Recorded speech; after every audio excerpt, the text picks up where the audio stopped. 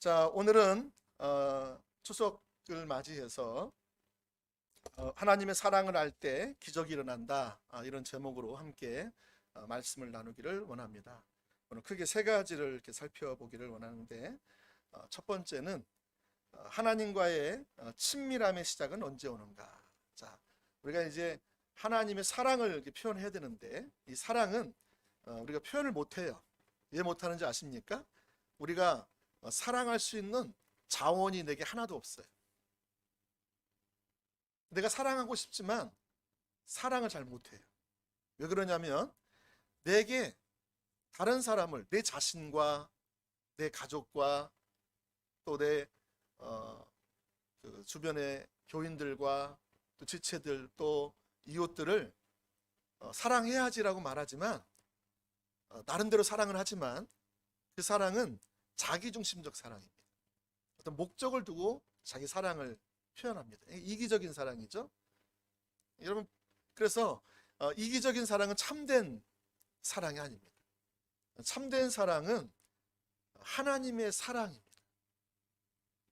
그러니까 우리가 다른 사람을 진정으로 사랑하려면 내가 본성적으로 죄인된 이기적인 사랑이 아니라 정말로 참된 사랑을 나타내려면 하나님의 사랑을 알아야 합니다. 하나님의 사랑을 알아야 그 사랑을 내가 흘려보낼 때 그게 진정한 열매를 맺습니다. 내가 무엇 때문이 아니라 그냥 무조건이야. 하나님의 우리를 향한 사랑은 무조건적이지 않습니까? 그래서 아가페 사랑이다. 여러분 잘 아시는 마태복음 22장에 보면 신구약을 통틀어서 우리 인간에게 가장 소중한 계명, 가장 큰 계명 하나를 예수님께서 말씀해 주셨죠. 그 계명이 뭐죠? 하나님을 사랑하고 이웃을 사랑하라 그랬죠. 그래서 가장 큰 계명이 뭐냐면 우리가 하나님을 사랑하는 거예요. 어떻게 사랑하는 거예요? 내 나름대로 주님을 사랑하라고 말씀하셨습니까? 어떻게 사랑하라 했죠? 하나님의 기준을 보이셨죠. 그 기준이 뭐죠? 마음을 다하고 성품을 다하고 뜻을 다하고 힘을 다하여서 주 너의 하나님을 사랑하라 그랬어요. 그러니까 우리가 나름대로 내 방식대로 하나님을 사랑하는 것은 쉬워요.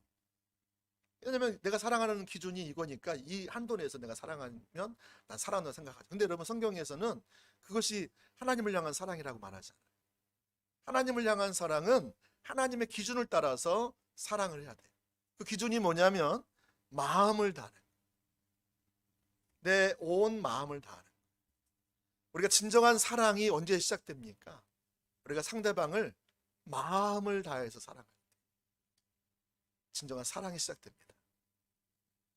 만약에 내가 이 사람도 사랑하는데 그런 옆집 다른 남자도 사랑해. 그럼 내 부인만 사랑하는 게 아니고 다른 부인을 사랑하면, 다른 사람을, 여자를 사랑하면 그것은 내 부인을 온전히 사랑하는 게 아닙니다. 그러니까 내가 아무리 내 아내를 향해서 내가 당신을 사랑해, 당신을 전부로 사랑해 뭐 말할지 모르지만 실제로 내 마음은 그 여자가 있다면, 그래서 내가 아내도 사랑하고 그 여자도 사랑하는 것 같죠? 사실은 누굴 사랑하는 거예요? 그 여자를 사랑하는 거예요. 이제 어떤 분이 얘기했더니 저 시골에 가서 어떤 권사님 한 분이 막 그게 또 화가 나가지고, 아니 목사님 그거는 그녀를 사랑하는 거 아니죠? 그냥 막 지금 본인이 당했대요. 당해가지고 지금 막 그 얘기가 화가 나는 거예요. 그냥 화가 나가지고 그거요, 예? 나 사랑하는 거 아니에요. 그러는 거죠. 그리고 사람도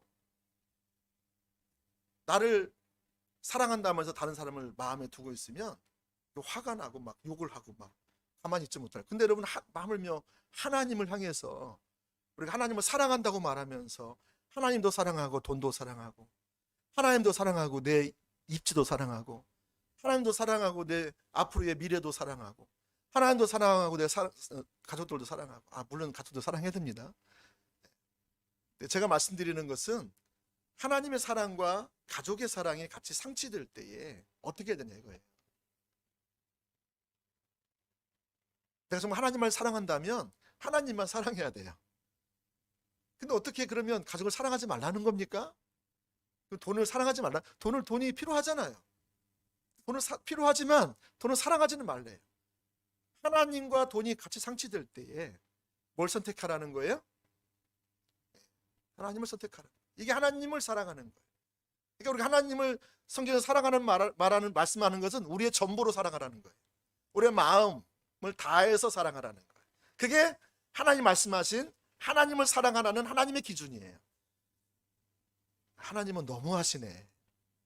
어떻게 그렇게 하나님을 다 요구하실까? 그러면 난 내 삶은 뭐고? 이렇게 생각할 수 있잖아요. 여러분, 하나님께서 저와 여러분을 향해서 이렇게 사랑하시는 것은 우리가 막 그냥 우리의 진정한 행복을 바라지 않는 것이 아닙니다. 진정한 만족하는 삶, 진정 기뻐하는 삶, 그런 것을 바라는 게 아니라 그분은요, 저와 여러분이 행복을 원하세요. 정말 기쁨을 원하세요. 정말 여러분이 만족하며 삶을 살아가길 원하세요. 여유 있게 살기 원하세요. 근데 여러분, 우리가 어떻게 그렇게 삶을 살 수 있을까?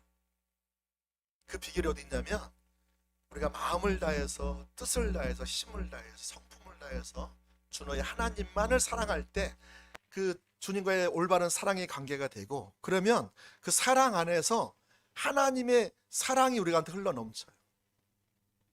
그 은혜가 흘러넘쳐요. 하나님의 생명, 하나님의 은혜가 우리 가운데 차고 넘치게 돼요.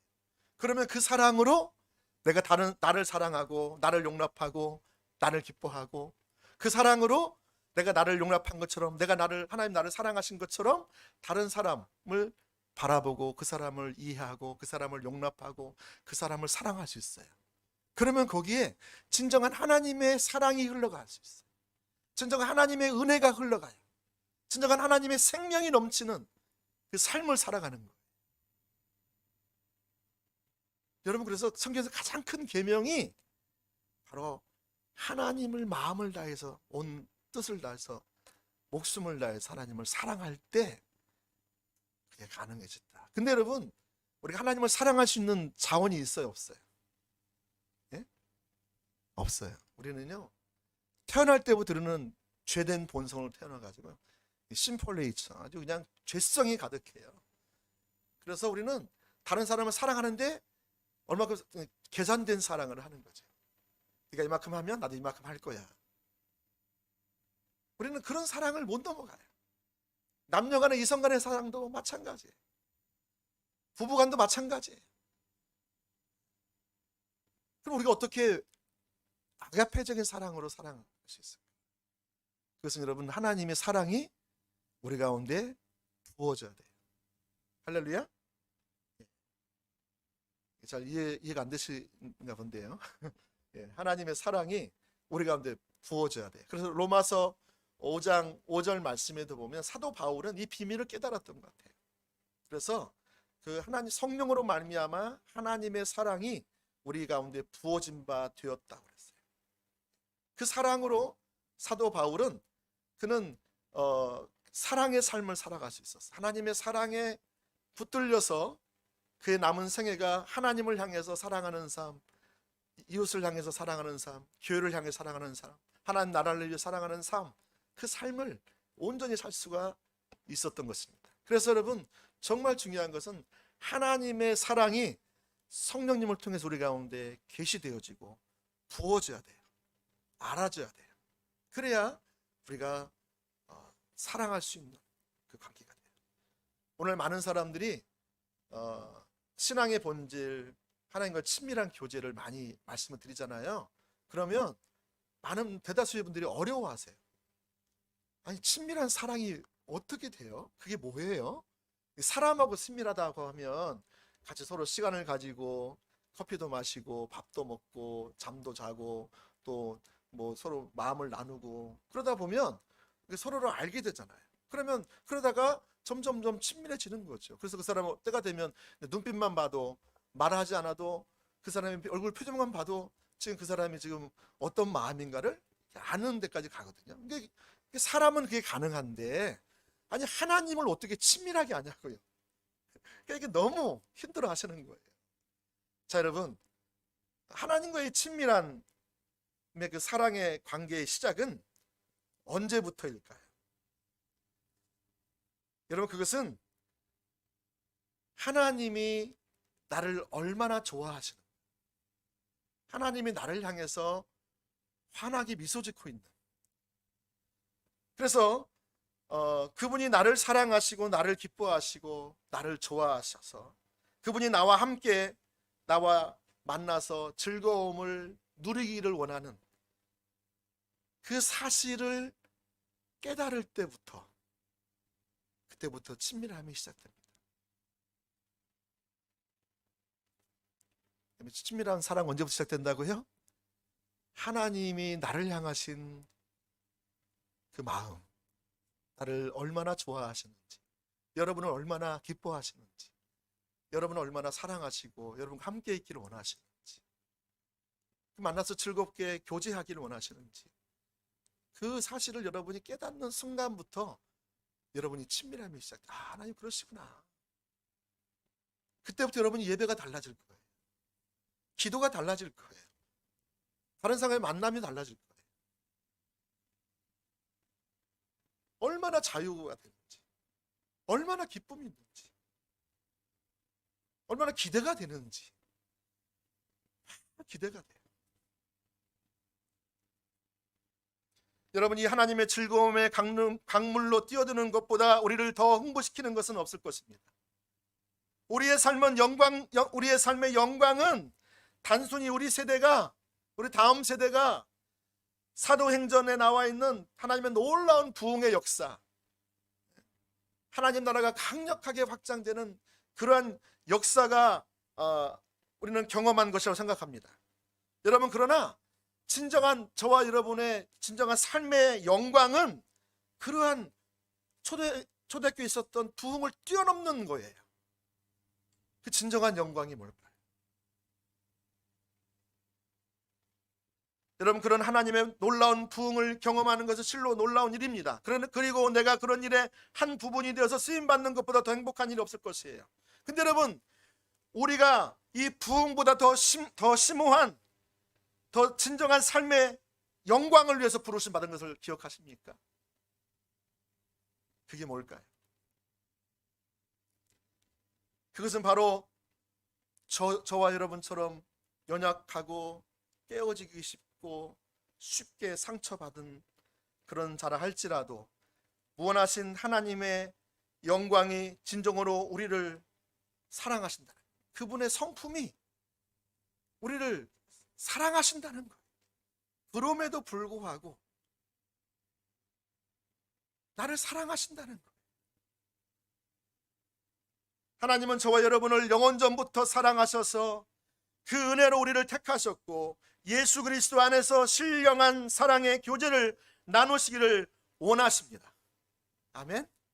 뿐만 아니라 그 무한한 하나님의 사랑으로부터 나오는 놀라운 영적 즐거움을 맛보게 하는 거예요. 영적 희열을 맛보게 하는 거예요. 여기 한번 맛이 들리면 다른 것하고 바꿀 수가 없는 거예요. 여러분들의 경우는 잘 모르겠지만 저는 제 인생에서 가장 최고의 순간이 언제였는가, 가만히 이렇게 떠올려 보니까 그때가 그 위대하시고 놀라우신 하나님 아버지께서 나같이 연약하고 보잘것없는, 자격이 안 되는 그런 나를 찾아오셔서 이렇게 말씀하셨을 때가 아닌가 싶어요. 강식아, 제가 신강식이니까, 강식아, 나는 너를 정말로 사랑한다. 나는 너를 누구에게도 빼앗기고 싶지 않다.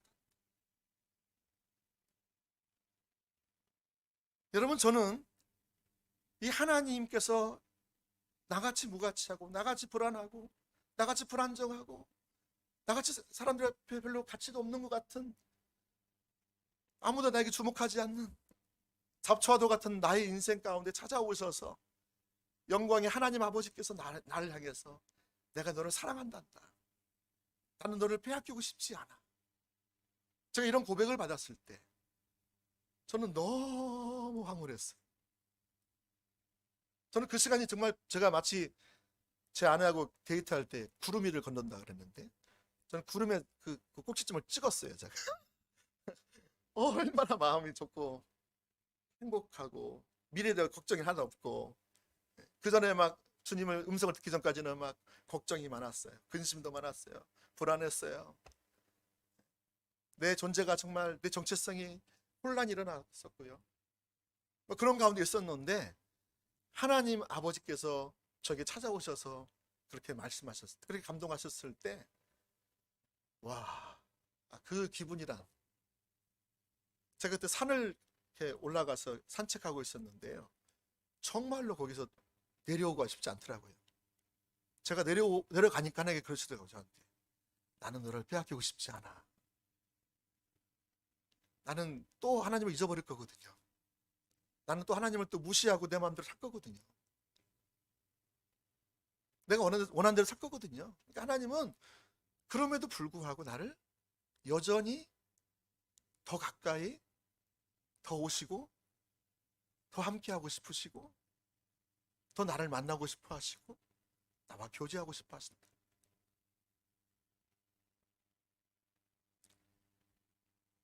여러분, 저는 이보다 더 제 인생에 큰 충격을 준 그런 사건은 없습니다.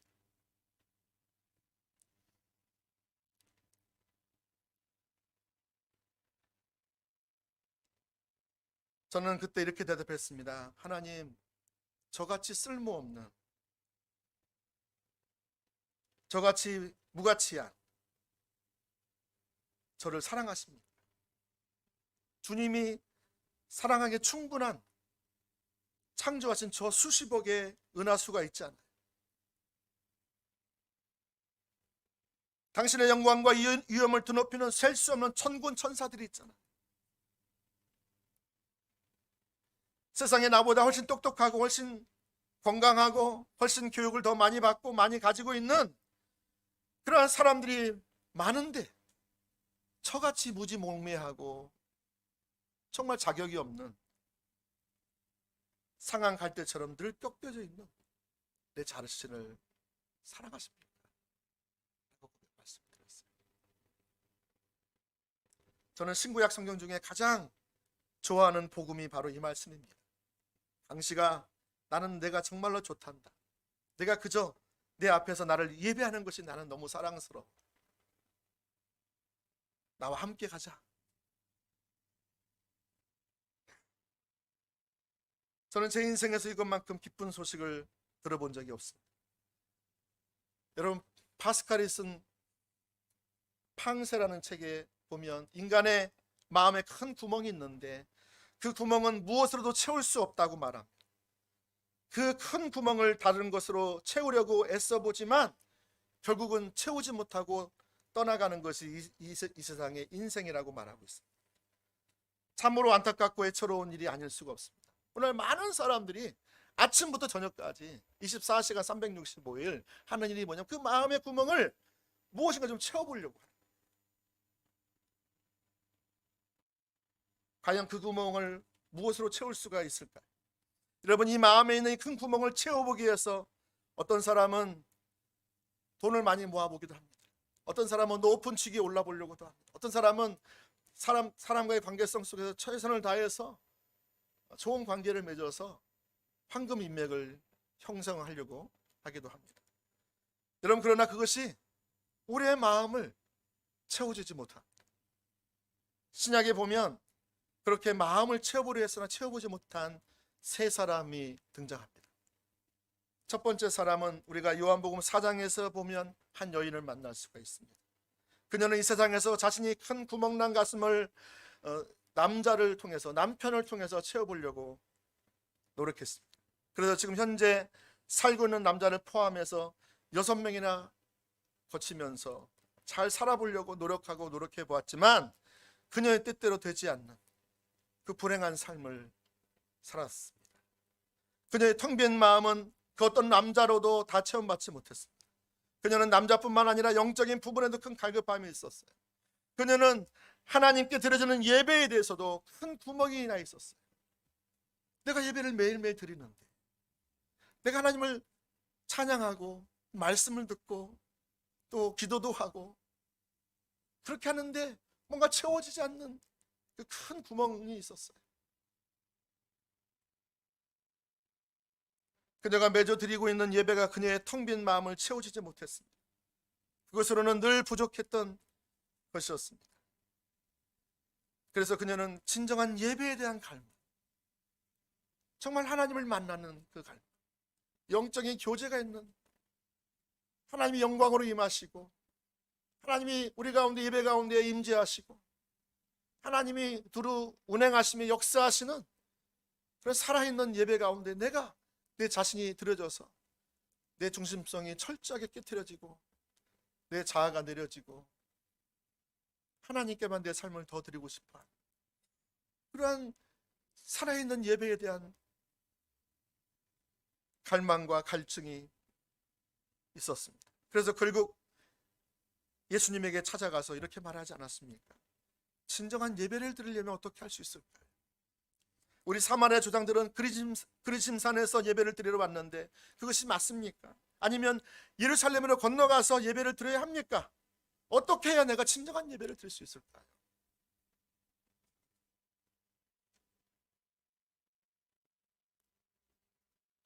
예수님의 대답은 이곳이 아니고 저곳이에요. 장소적 개념이 아니다. 진정한 예배는 영과 진리로 드리는 예배.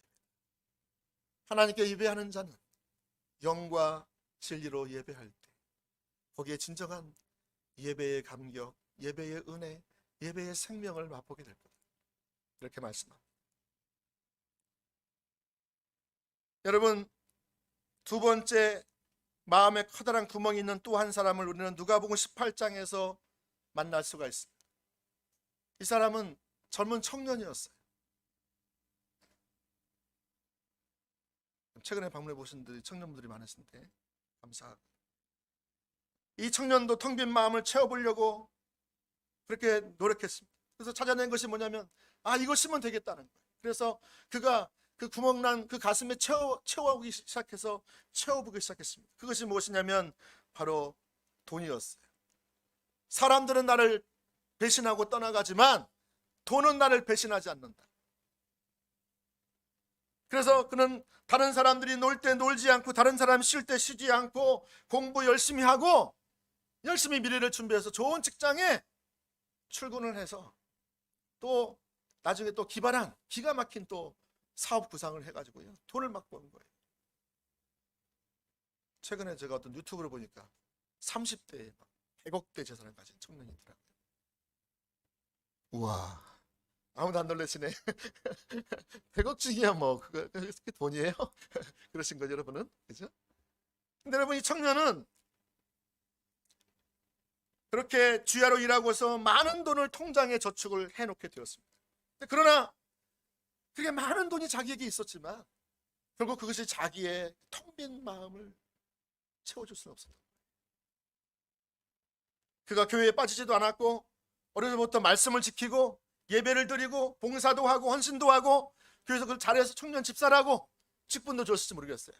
오이코스 리더도 줬을지 모르겠어요. 그런데 그의 영혼에는 남들이 알지 못하는 텅 빈 가슴이 있었다는 거예요.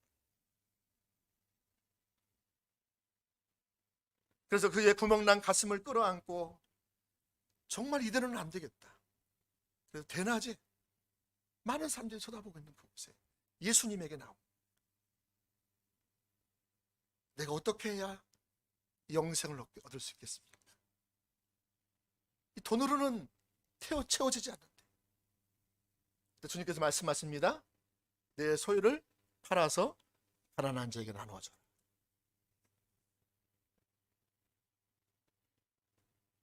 여러분, 그런데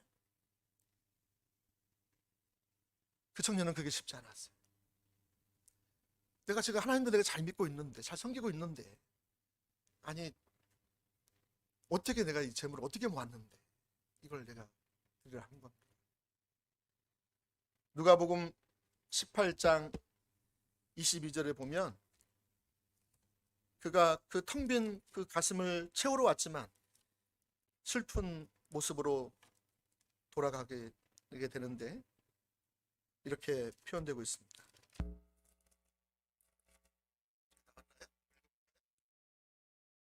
시작.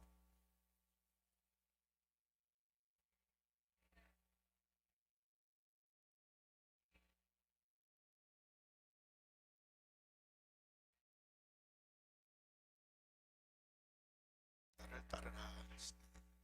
그 사람이 큰 부자이므로 심히 근심하라. 예수께서 그를 보시고 이르시되 재물이 있는 자는 하나님의 나라에 들어가기가 얼마나 어려운지. 이 청년은 자기 인생의 목표점을 재물에 두었던 것이죠. 재물이 자기에게 하나님의 자리에 있었어요. 재물이 자기에게 큰 위안을 줬어요. 다른 사람이 나를 무시해도 난 괜찮아. 지들이 뭐 얼마나 있는데 나봐. 난 너희들이 모르는 이게 있어. 그게요 자부심이었어요. 그가 살아가는, 그게 기쁨을 주는, 만족을 주는, 어떤 환경과 상황 속에서도 자기는 흔들리지 않는, 그게 뭐였어요? 재물이었던 것이죠. 여러분, 예수님은 그것을 간파하셨어요. 그가 정말로 그 영혼이 체험받기 원한다, 가득 체험받기 원한다면 그것이 내려질 때 하늘의 것으로, 하나님으로 충만하게 채워질 때, 그게 영생이요.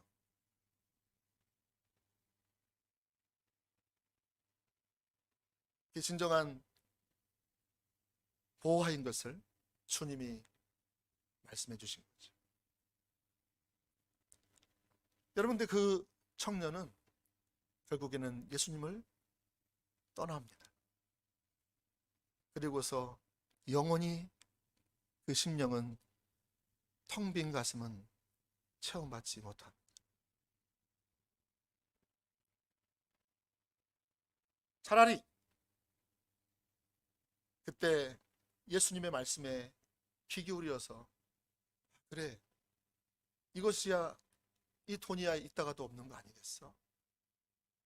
그렇게 해서 자기가 지금까지 이것을 위해서 목숨 걸고 생명처럼 여겼던 그 돈을 내려놨다면 진정한 생명을 얻었을 거 아니겠습니까? 진정한 복을 누리지 않았겠어요? 진정한 하나님 나라의 유업을 받지 않았겠어요?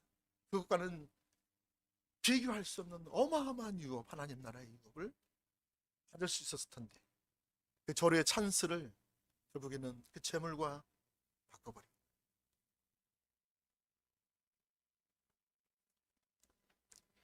이제 마지막 세 번째 인물을 보면 요한복음 3장에서 또 한 인물을 만날 수가 있습니다. 이 사람은 종교적인 리더였어요. 지도자였어요. 탁월한 지도자였어요. 이 사람은 바리새인이요 유대인의 지도자였습니다. 이 사람은 예수님에 대해서 많이 들어왔습니다. 예수님이 행하시는 기적과 이적도 듣고 때로 보기도 했습니다. 그런데 그것으로 만족할 수가 없었어요. 성경을 보기도 하고 율법을 지켜보기도 하고 봉사도 해보고 금식과 기도도 해보고 11조도 하나님께 드려보고 그의 남은 생애가 하나님께 드려지기 원했어요. 그런데 예수님이 하늘로부터 보내신 선생이라고까지는 알았어요.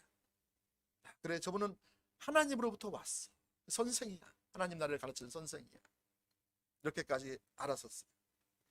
그러나 그것으로는 그의 텅 빈 마음이 채워지지 않았습니다. 텅 빈 마음이 채워지지 않았어요. 그리고 거기에 대한 갈급한 마음이 있었어요. 그가 밥을 먹어도, 그가 열심히 직분을 받아서 열심히 봉사하고 세상에 나가서 돈을 벌고 친구를 만나고 취미 활동을 열심히 해도 그의 마음 한켠에는 이 채워지지 않는 구멍난, 뻥 뚫린 구멍난 마음이 있었던 것이죠. 그래서 얼굴을 아무도 잘 볼 수 없는 캄캄한 밤에 예수님을 찾아갑니다.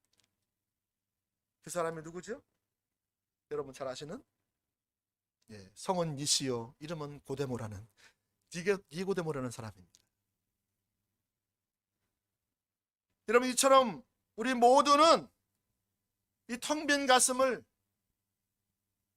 하나님이 아닌 다른 것으로 채워보려고 한다.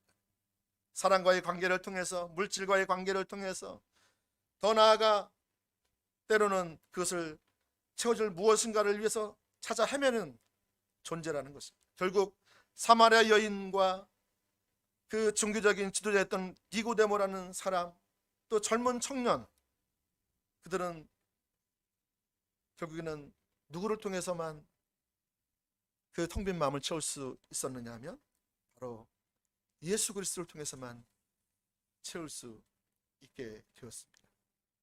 여러분, 우리가 매일 마시는 이 물은 마시고 또 마셔야 합니다. 그래서 제가 또 마십니다. 목이 말라서. 내가 한 번에 많은 물을 마셨다고 하더라도 해서 저녁 때 제가 물을 안 마실 수 있는 게 아니냐, 그런 게 아닙니다. 아무리 물을 많이 마셔도 저녁 때면 또 물을 마셔야 되는 거예요. 그래서 우리가 먹는 물은 잠시 갈증은 채워주지만 영원한 목마름을 해결해 주지는 못합니다. 그러나 예수님이 주시는 그 물, 영원히 목마르지 않는 그 물은 영생하도록 솟아나는 샘물을 우리에게 주신다는 것입니다. 그것이 우리에게 진정한 만족을 주시고 진정한 기쁨을 주고 진정한 소망을 주는 거예요. 그게 가장 안전한 항구인 거예요. 요한복음 4장 14절에 보면 예수님께서 이렇게 말씀하십니다. 내가 주는 물을 마시는 자는 영원히 목마르지 아니하리니 내가 주는 물은 그 속에서 영생하도록 솟아나는 샘물이 되리라. 여러분, 사마리아 여인이 이 영원히 목마르지 않는 자기 빈 가슴을 채우는 이 소식을 들었을 때에, 이 물을 마셨을 때에 그가 가지고 왔던 그 물동이를 어떻게 해요? 우물가에 와서 물을 길러 가장 더운 날씨에 왔는데 영생수이신 예수님을 발견하고 나서, 예수님을 영접하고 나서, 예수님을 믿고 나서 그 물동이를 버려두는 거예요. 여러분, 아까 젊은 청년은 자기가 가지고 있는 그 통장을 버리지 못했어요. 그 통장을 버려야 하나님 나라가 내게 임한다고, 네가 진정한 만족을 느낄 수 있다. 그런데 그 청년은 버리지 못했어요. 여러분, 이 사마리아 여인은 물동이를 버리고 나아가서 사람들에게 가서 내 영생수를 발견했다. 영생이신 예수님을 발견했다. 그 예수님을 막 전하는 거예요. 전설에 의하면 이 여인이 그대로 가서 사마리아 교회를 세웠대요. 시간은 혁혁한 공을 들였다고 하더라고요. 그 여인의 삶은 남은 생에 어떤 삶이 됐을까?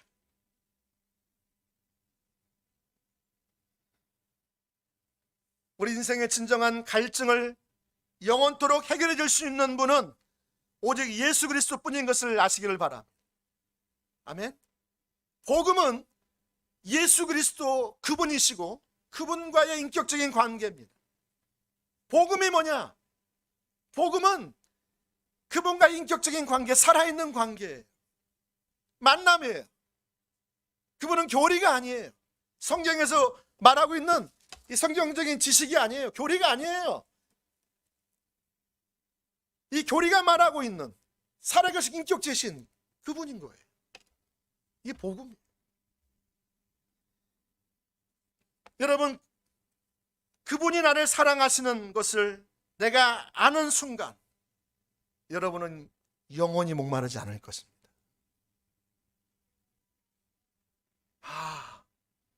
그분이 나를 기뻐하시는, 그분이 나를 엄청 좋아하셔.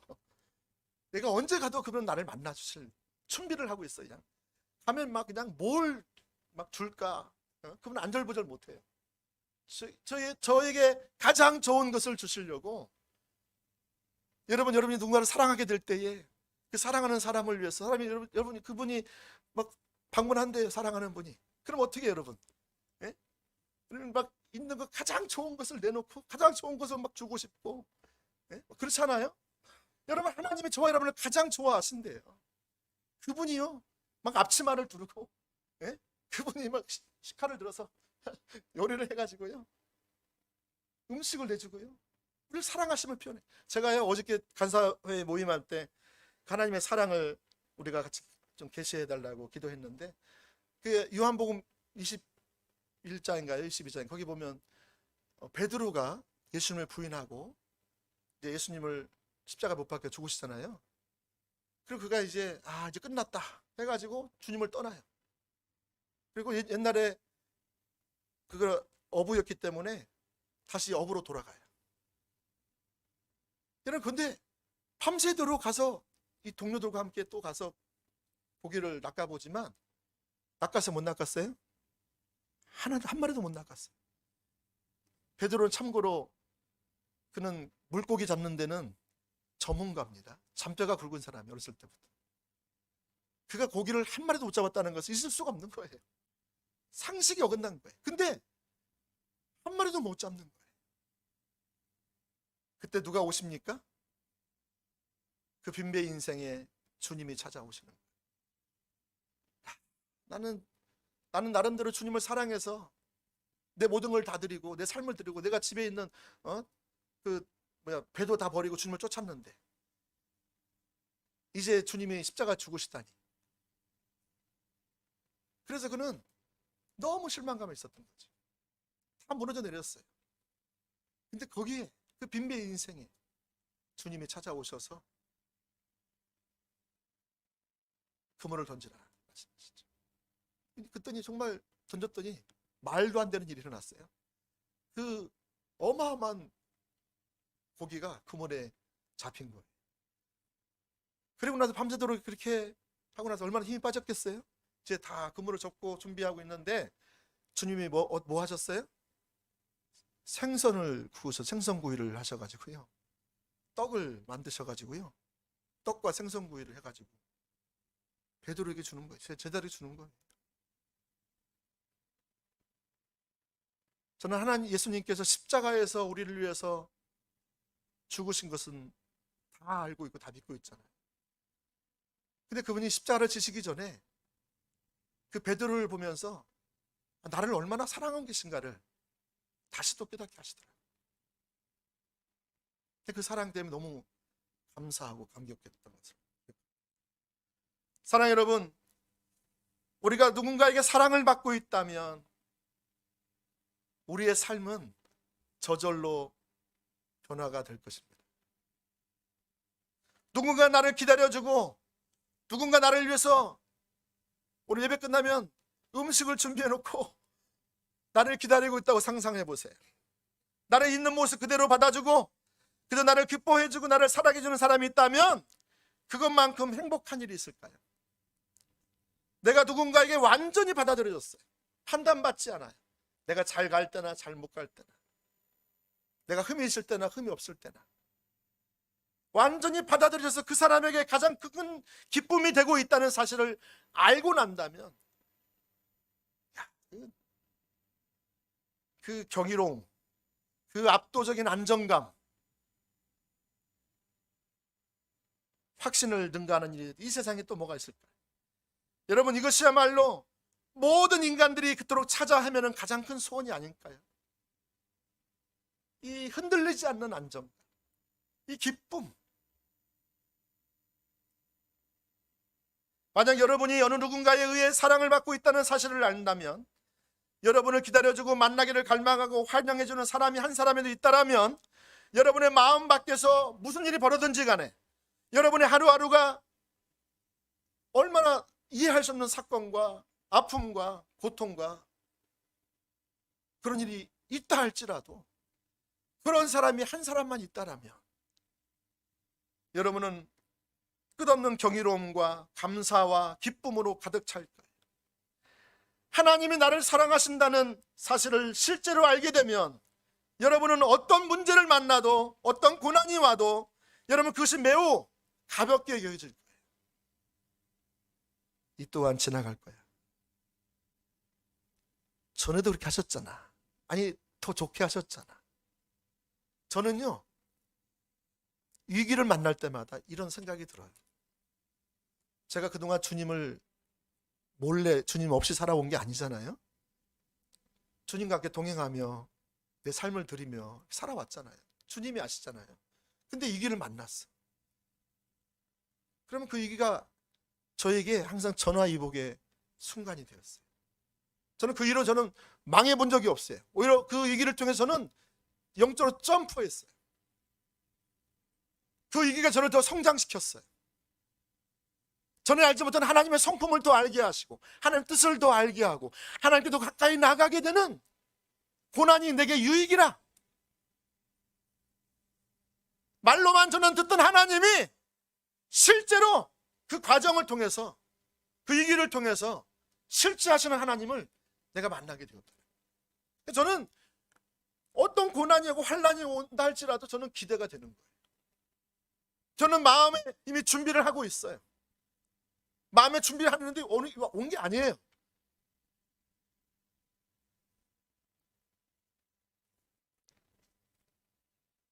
하나님을 경험하는 삶을 쓴 헨리 블랙가베 목사님은 16살 먹은 사랑스럽고 매우 예쁜 딸이 있었습니다. 그런데 그 어린 딸이 말기암에 걸린 거예요. 그래서 그 어린 딸은 화학요법과 방사선 치료를 병행하면서 치료를 하고 있었어요.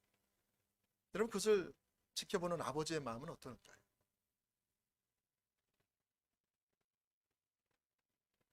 근데 그 목사님은 그렇게 말기암에 걸린 딸을 바라보면서 어떻게 반응했습니까? 어떻게 나에게 이런 일이 일어날 수 있었겠습니까? 내가 하나님을 위해서 어떻게 했는데, 내가 목사로 내 삶을 전부를 드렸는데 어떻게 내 인생에 영화에 나오는 법한 이 일이 내게 일어나다니. 그렇게 해서 그는 하나님을 저주하고 하나님을 버리고 떠났습니까?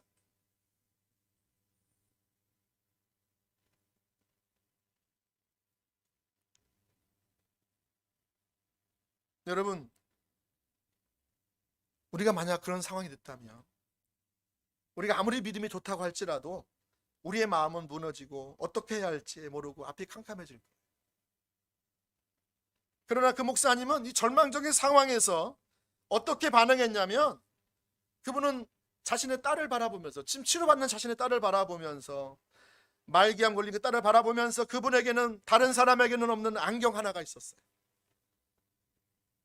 그 안경이 무슨 안경이에요? 하나님이 자기에게 쓰여준 안경이 있었어요. 그 안경은 이 딸을 사랑하되 십자가에서 자신의 생명을 전부 쏟아버리신 그 예수님의 그 생명으로 이 딸을 값주고 사신, 이 딸을 구원하신 그 하나님의 사랑, 완전한 사랑, 온전한 사랑을, 사랑의 안경을 다 끼고 있었던 거예요. 그러니까 그 딸을 바라볼 때에도 그 사랑의 안경을 가지고 이 딸을 바라보는, 그래, 하나님이 이 딸을 얼마나 사랑하시는데, 하나님이 지금도 나를 얼마나 사랑하시는데, 얼마나 나를 기뻐하시는데.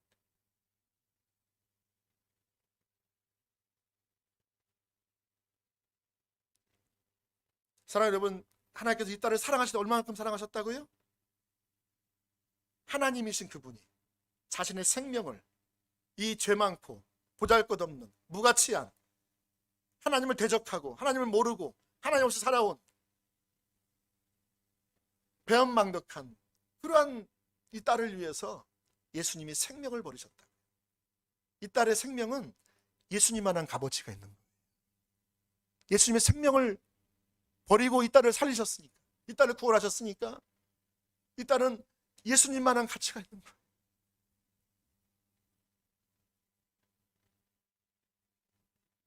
여러분, 이 목사님은 이 딸을 바라볼 때마다 예수님만한 가치가 있는, 자기 딸을 얼마나 자기 사랑하는지, 얼마나 기뻐하는지.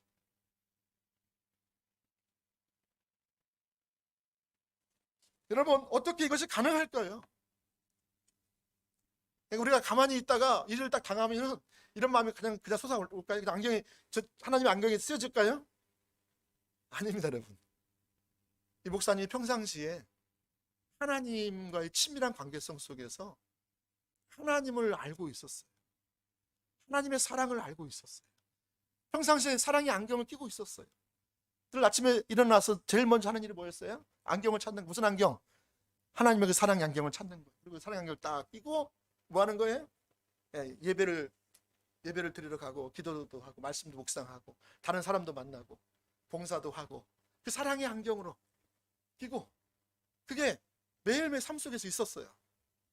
만약 없었다면 여러분은 금방 육신의 눈으로 바라볼 거예요. 원망할 거예요. 불평할 거예요. 어떻게 이런 일이 일어나? 육신의 안경을 끼고 보니까 하나님이 살아계시지 않는 것, 날 사랑하지 않는 것.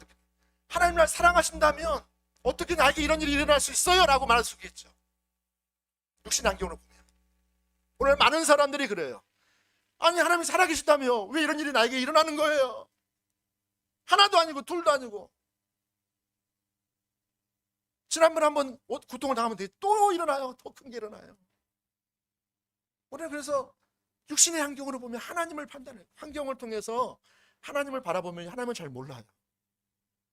그러면 여러분, 그런 마음으로는 하나님과의 친밀한 사랑의 관계가 안 돼요.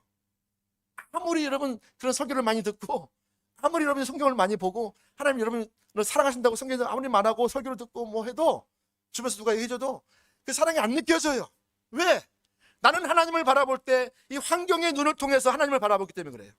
이 환경이 내가 원하는 환경이면 좀 좋은데, 내가 원하지 않는 환경이 나를 밀어넣으시고 나보고 하나님 바라보라 하니까 그게 안 되는 거예요. 이해가 안 되는 거죠. 여러분, 광야 이스라엘 백성들이, 죄송합니다. 제가 좀 말이 좀 샌다더라고요. 천천히 좀 해야겠네요. 광야의 이스라엘 백성들이 하나님과 친밀한 관계가 되었을까 안 됐을까? 아니, 40년간 하나님 놀라운 기적을 베푸시고, 10가지 재앙을 베푸시고, 홍해를 가르시고, 만나를 주시고, 쓴물을 달게도 하시고, 메추라기를 그냥 바람 불어도 확 그냥 주시고 매일매일 먹게 하셨는데도 하나님과 친밀함이 됐을까 안 됐을까요? 안 됐어요. 왜 그런 줄 아세요? 그들은 하나님을 볼 때, 하나님을 생각할 때, 하나님을 알 때 어떻게 알았어요? 환경을 통해서 하나님을 바라봤어요. 하나님의 진짜 모습을 몰라요. 근데 누구는 알았어요? 모세는 알았어요. 모세는 어떻게 했어요?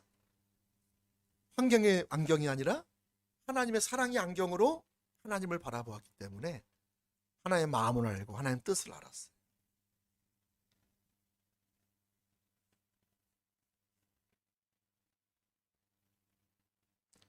여러분, 이 목사님의 딸 캐리가 암에 걸리기 훨씬 전부터 이 목사님이 결심한 게 있는데, 그게 뭐냐면, 하나님, 내가 어떤 환경이 닥치든지 내가 십자가의 공로를 생각하지 않고는 이 환경을 보지 않기로 내가 결단합니다.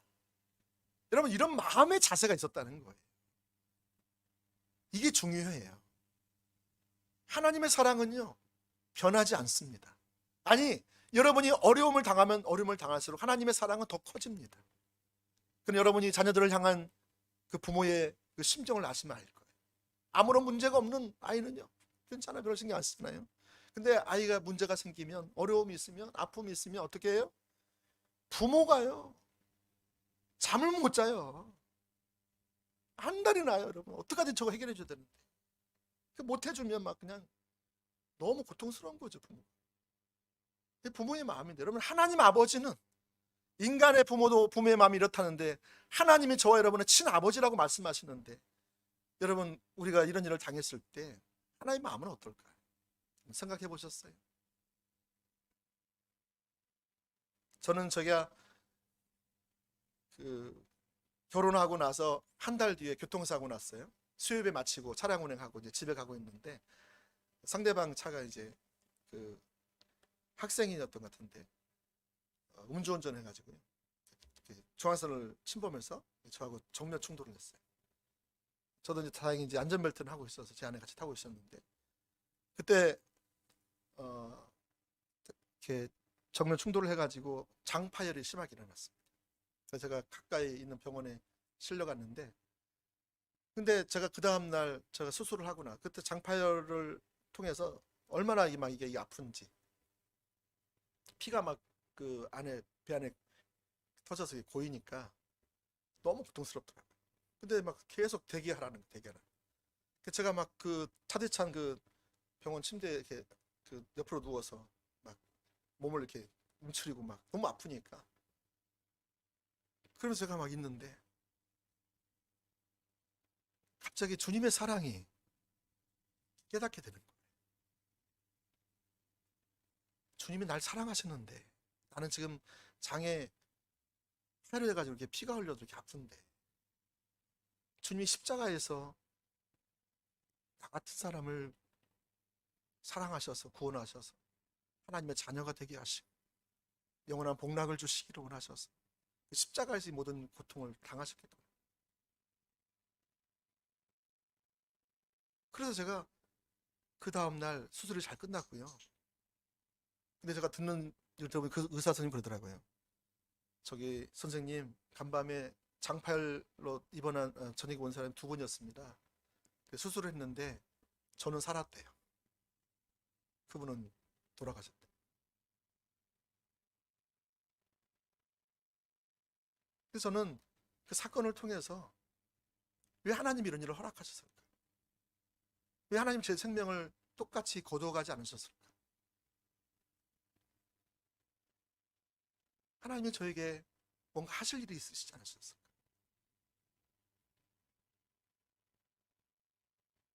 저는 그래서 그 사건을 통해서 원망하고 불평하는 것이 아니고 하나님의 사랑을 깨닫게 됐어요. 하나님의 십자가의 그 고통을 통해서 나를 얼마나 사랑하셨는지를 조금이나마, 100분의 1, 1000분의 1도 만분의 1도 안 되겠지만 그 경험을 통해서 그분의 사랑을 더 알게 되었어요.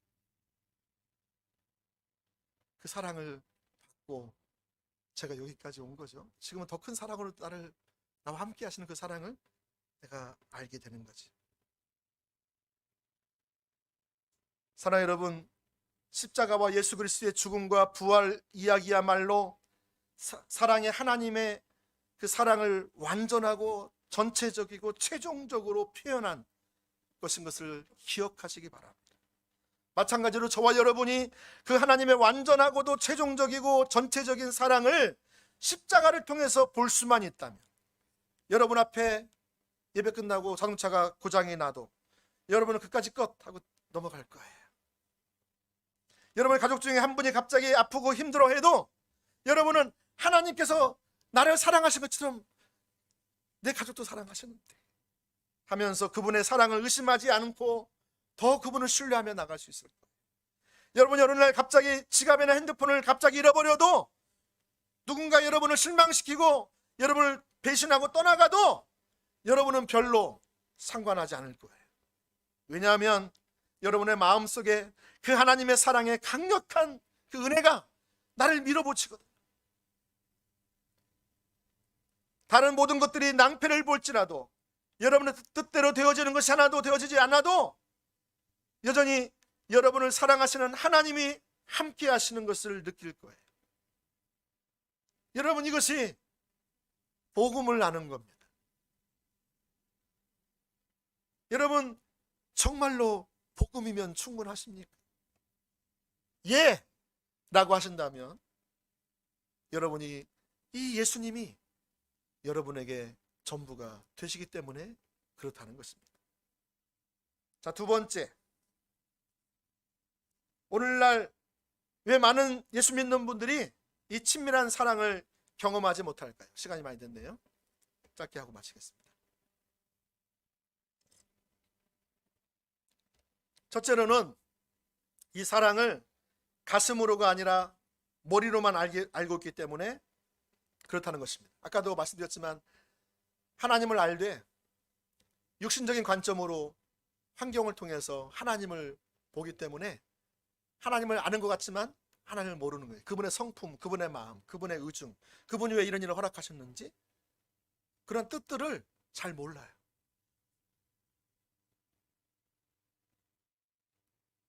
신앙이 이론적인 하나님을 알므로 그렇다는 것이죠. 그래서 성경에서 말하는 사랑에는 두 종류의 사랑이 있는데, 하나는 지식으로 하는 사랑이 있고 또 하나는 경험으로 하는 사랑이 있습니다. 여러분, 하나님이 날 사랑하신다는 단순한 지식만으로 세상에서의 어려움을 잠시 견뎌낼 수 있지만, 이 험난하고 악하고 음란한 세상에서 승리하며 인생을 살아갈 수가 없습니다. 우리가 하나님이 주시는 이 삶 속에서 진정한 만족과 기쁨과 승리가 있으려면, 여러분, 이 머리로 하는 지식이 아니라 경험으로 하는 지식, 하나님과의 인격적인 교제를 통해서, 그분과의 만남을 통해서 그분의 마음을 알고 그분의 성품을 알고 그분의 뜻을 알고 그분의 의중을 알고 그분의 목적을 알아서 거기에 내 삶을 드리는 그 삶을 실제로 살아갈 때에 우리가 폭포수와 같이 격정적인 사랑을 우리가 경험하게 되면 여러분의 모든 삶 속에서 어떤 상황이 닥친다 할지라도 그것을 이길 수 있다는 것입니다. 그래서 여러분은 그 사랑의 즐거움 가운데 있으면 내가 오늘 살다가 오늘 죽어도 괜찮다라는 마음이 될 거예요. 여러분, 그 사랑을 여러분이 완전히 받고 있고 그 사랑 안에 우리 거하고 있고 그 사랑 안에 내가 머물고 있다라면, 그 사랑으로 내가 지금 살고 있다면 나는 오늘 죽어도 괜찮은 그 자리에 갈 거예요. 오늘 많은 사람들은 살려고 노력합니다. 그러나 성경에서는 살고자 하는 자는 죽는다는 거예요. 죽고자 하는 자는 뭐 하는 거예요? 산다는 거예요. 가지고자 하는 자는요, 잃어버린다는 거예요. 잃어버리고자 하는 자는요, 얻게 될 거예요. 할렐루야. 가슴으로 우리가 주님의 사랑을 알게 되면 우리는 죽기를 더 원할 거예요. 더 잃어버리기를 원할 거예요. 그 청년이 아까 그 재물을 놓지 못했던 것은 그는 가지기를 원했던 거죠. 더 많이, 더 빨리, 더 높이. 이게 세상적인 가치관, 이게 사단이 통치하고 있는 이 나라의, 이 세상의 가치관. 거기에 이 청년이 교회는 다녔을지 모르지만, 어렸을 때부터 율법은 지켰을지 모르지만 그의 생각은, 그의 삶은 여전히 세상 중심적 삶을 살았던 거예요. 결정적일 때 주님을 선택하지 못하게 되는 거예요.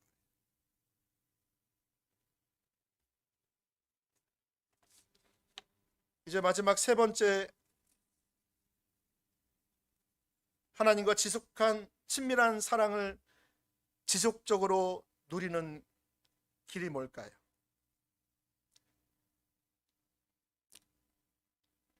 하나님과 친밀한 사랑을 지속적으로 누리는 길을,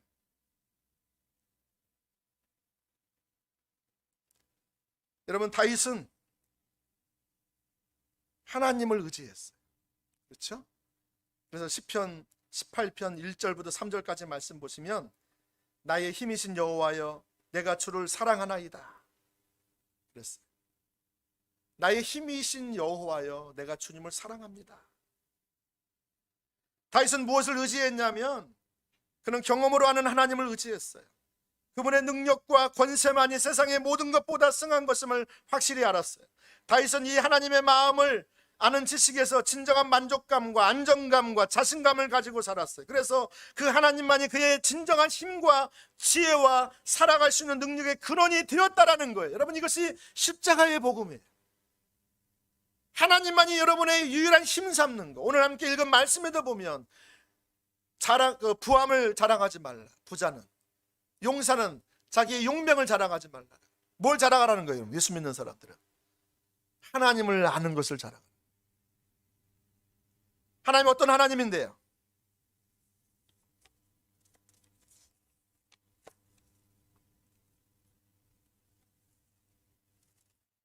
다시 한번 본문 있습니다.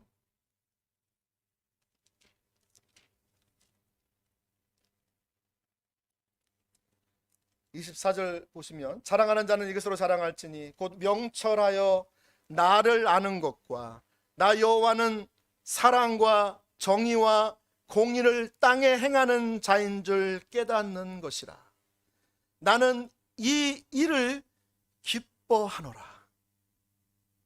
하나님이 이 땅에서 행하시는 그분의 성품이에요. 그분은 사랑이에요. 성품이.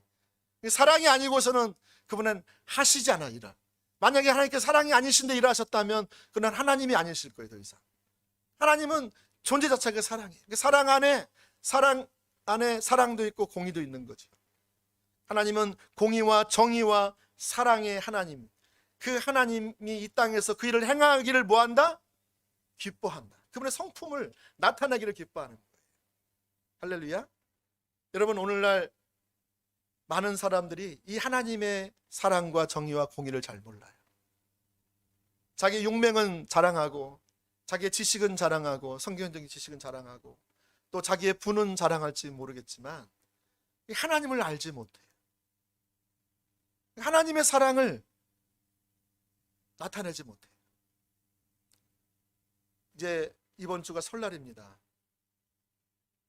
우리가 이 하나님의 사랑을 저와 여러분이 알았다면, 이 사랑을 다른 믿지 않는 사람들이 어떻게 하나님을 알 수 있을까요?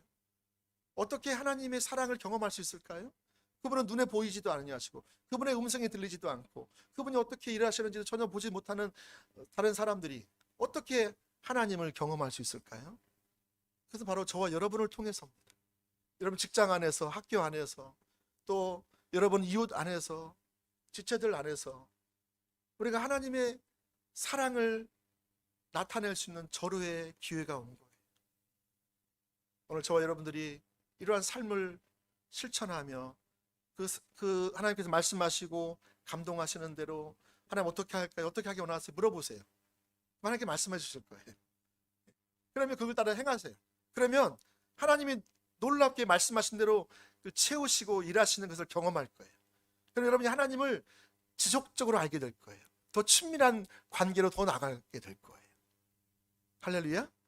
이번 추석이 저와 여러분이 그렇게 하나님의 사랑을 더 깊이 알고 그것을 나누고 그 흘러보내는 그런 의미 있는 그런 추석이 되어지기를 예수님 축복합니다. 아멘.